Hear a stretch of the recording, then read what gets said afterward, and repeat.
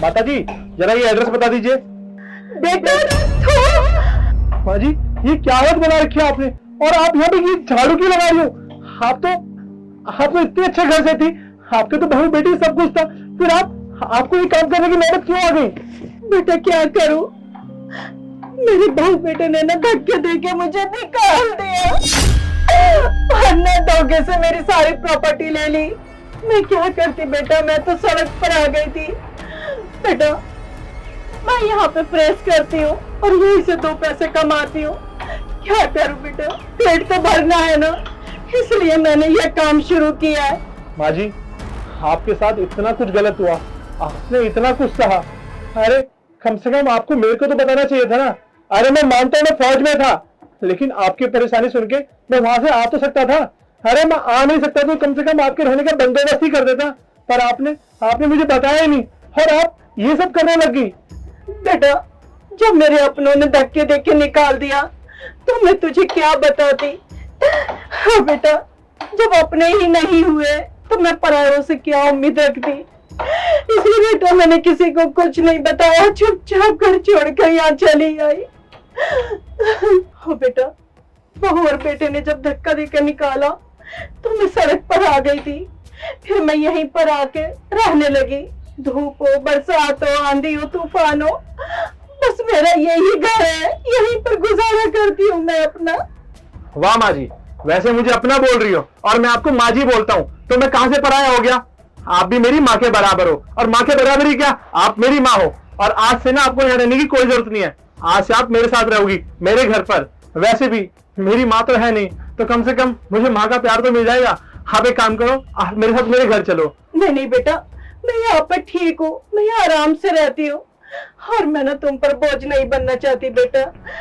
मैं यहाँ पर रह के अपना गुजारा कर सकती हूँ। बोझ?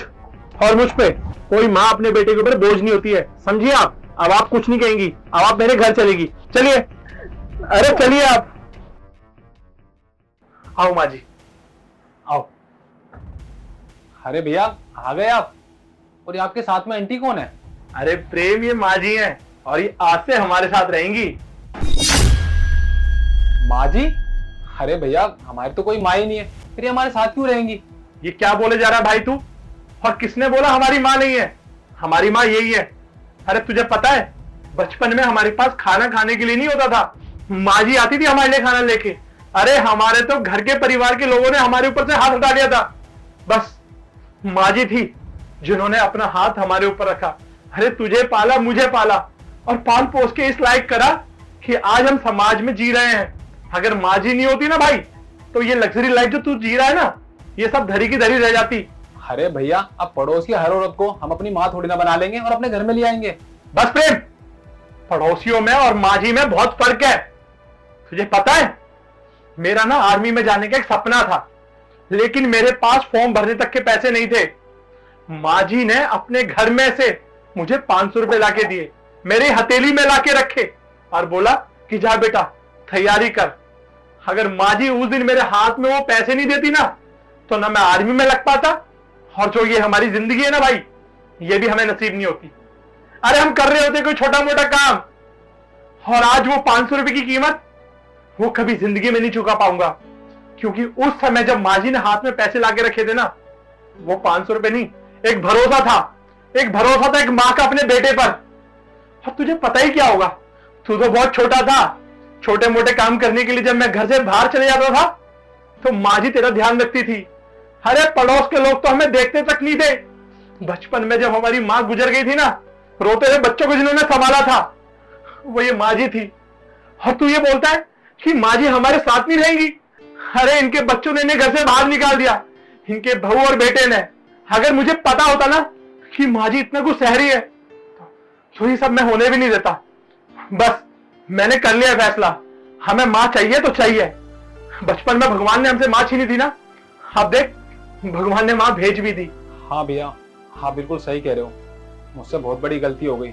वो बचपन में मुझे माँ का प्यार नहीं मिला ना, इसलिए मैंने माँ को उल्टा सीधा बोल दिया। मुझे भैया माफ कर दो। और आपने जो बताया उससे पता चल रहा है कि माँ ने हमारी बहुत देखभाल की है, उन्होंने हमारे लिए बहुत कुछ किया है। माँ जी मुझे माफ कर देना। अरे नहीं बेटा, माफी मत मांग, बच्चों का बुरा नहीं लगता है। अरे तू तो मेरे बेटे जैसा है, ये बड़ा है और तू छोटा है, दोनों एक जैसे हो मेरे लिए। बस माँ, अब एक काम करो, आप किचन में जाओ, हमारे लिए खाना बना के लाओ। माँ के हाथ का खाना खाए हुए बहुत दिन हो गए। हाँ हाँ बेटा, मैं दोनों के लिए कुछ बना के लेके आती हूँ।